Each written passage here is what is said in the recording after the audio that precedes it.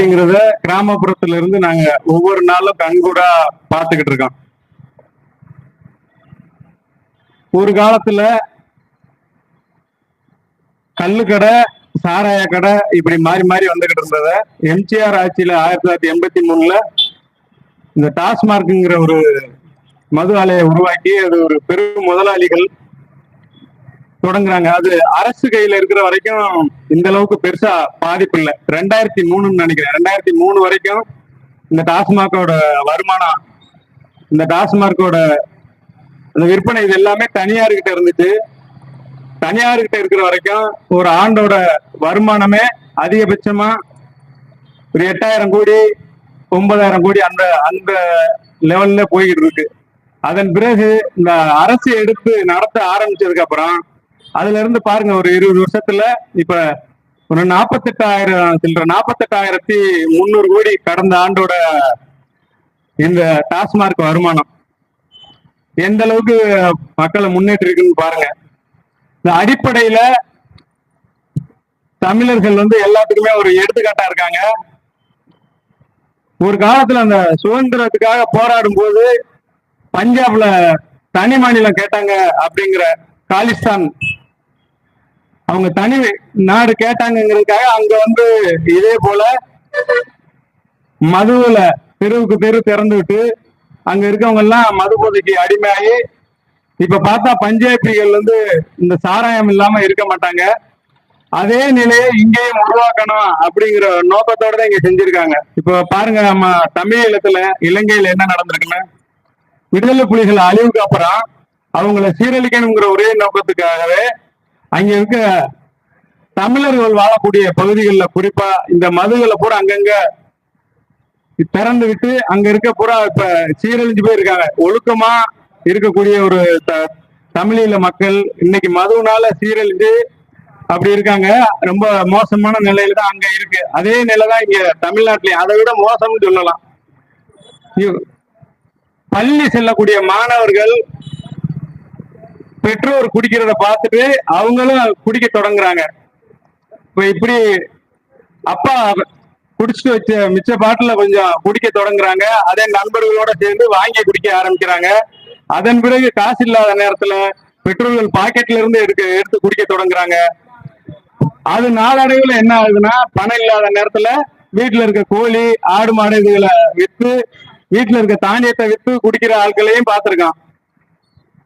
இந்த மாதிரி இந்த குடிபோதையில் இருக்கக்கூடியவங்க ஒரு கட்டத்துல அந்த இளைஞர்கள் என்ன ஆகுறாங்கன்னா, ஒரு பருவம் இதுக்கு அப்புறம் 20-22 வயசு அந்த மாதிரி ஒரு காலகட்டம் வரும்போது மதுவுக்காக எதுவும் செய்ய துணிகிறாங்க.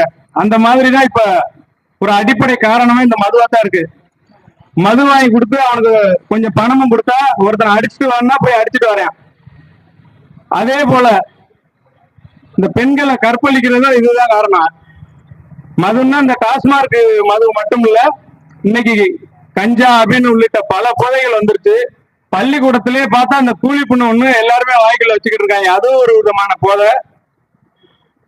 ஒவ்வொரு வாரமும் ஒவ்வொரு நாளும் செய்திகள்ல பாருங்க, ஏதாவது கல்லூரியில இந்த மாதிரி மது முறைகேட மது வித்தாரு, இவர் ஐஸ் வண்டியில வச்சு மது வித்தாரு, இவர் சோழபுரியில வச்சு மது வித்தாரு, அப்புறம் இந்திக்காரங்க பஞ்சு மிட்டாய் வைக்கிறாங்க பாருங்க, அதுல ஒழிச்சு மது வித்தாருன்னு இப்படி பிடிச்சுக்கிட்டே இருக்காங்களே ஒழிஞ்சு அதை முழுமையா தடை செய்ததா எந்த செய்தியும் நம்ம பார்க்கல.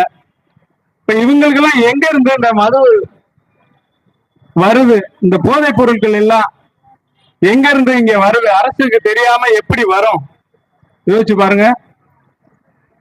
இது அரசு, அந்த அரசு கட்டமைக்கக்கூடிய கார்பரேட் நிறுவனமே இந்த மக்களை சிந்திக்க கூடாதுன்னு இந்த மாதிரி மதுகளை திறந்து விட்டு இந்த மக்களை சீரழிக்கிற வேலையை செய்யுது. நாம தமிழர்களாகிய நாம இந்த மதுவுக்கு அடிமையாயிராம நம்மளுடைய குழந்தைகளை ரொம்ப எடுத்து சொல்லி ரொம்ப பக்குவமா வளர்க்க வேண்டிய தேவை இருக்கு.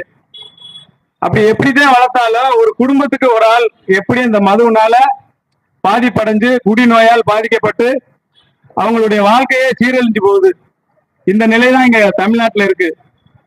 இந்த தாவேக அரசு 717 கடையை மூடிச்சுன்னு சொன்னீங்கல்ல, இது இந்த பேருந்து நிலையம் பக்கத்துல, கோயில் பக்கத்துல அந்த மாதிரி இருக்கிற மது கடையெல்லாம் மூடுறோம்னாங்க. இப்ப என்னன்னா மேலூர்ல அந்த பேருந்து பக்கத்துல ஒரு கடை இருக்கு, அந்த கடையை மூடிட்டாங்க.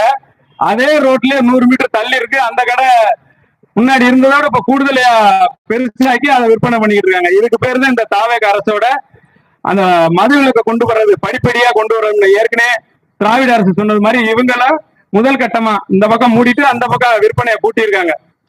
700 மதுக்கடையை மூடுறாரு. அடுத்த நாள் செய்தி பார்த்தா மது விற்பனை லாபம் அதிகரிச்சிருச்சுன்னு செய்தி வருது. இதுதான் தமிழ்நாட்டோட நிலை. ஏன்னா இந்த மக்களை எது சொன்னாலும் அப்படியே கேட்டுக்கிற மனநிலையில தானே இருக்காங்க. அதனால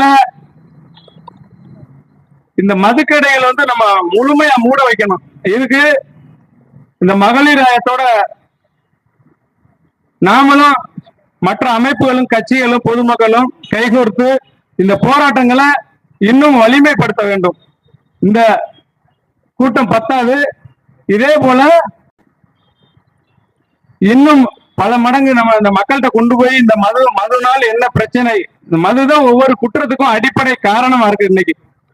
அதனால இந்த மதுக்கடையை ஒழிக்க வேண்டும், இந்த மது விலக்கை கொண்டு வர வேண்டும். மது மட்டும் இல்ல, மது உள்ளிட்ட அனைத்து போதைப் பொருளும். இன்னைக்கு கல்லுக்கடையை திறக்கிறத பத்தி சொல்றாங்க. இன்னைக்கு ஒரு பணங்கள்ல இறக்குனா அந்த பண மரத்தினால ஒரு ஆண்டுக்கு 5000 கோடி 6000 கோடி ரூபாய் வருமானம் வருது. அதே தென்னை மரத்துல கல் இறக்க ஆரம்பிச்சா ஒரு மாசத்துக்கு ஒரு தென்னை மரத்துல 6000 ரூபாய் வருமானம் வரும் ஒரு மாசத்துக்கு. இப்ப நாங்க தேங்காய் வெட்டுறோம், தென்னை மரத்துல ஒரு மரத்துல தேங்காய் வெட்டினோம்னா அதிகபட்சமா ஒரு 40 நாளைக்கு ஒருக்கா வெட்டுவோம். ஒரு 30ல இருந்து நல்லா காய்ச்சா ஒரு 50 காய் தேங்காய் விழுகும். அவ்வளவுதான். 10 ரூபா ரேட் வச்சா எவ்வளவு வரும்னு பாத்துக்குங்க, நீங்களே கணக்கு பண்ணி.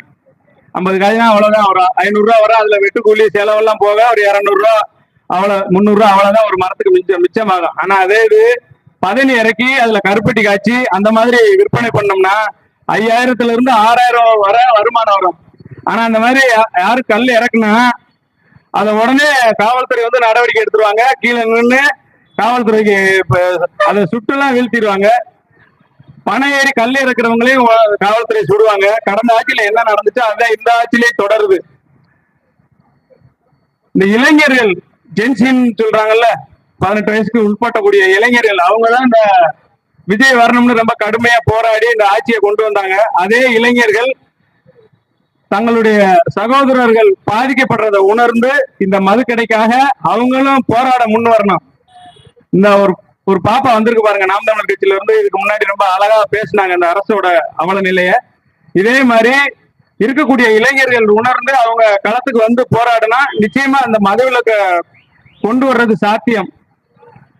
மது விலக்குக்காக எல்லாரும் போராடுவோம். இந்த ஆர்ப்பாட்டத்திற்காக வருகின்றிருக்கும் அனைவருக்கும் நன்றி சொல்லி விடைபெறுகிறேன். நன்றி, வணக்கம்.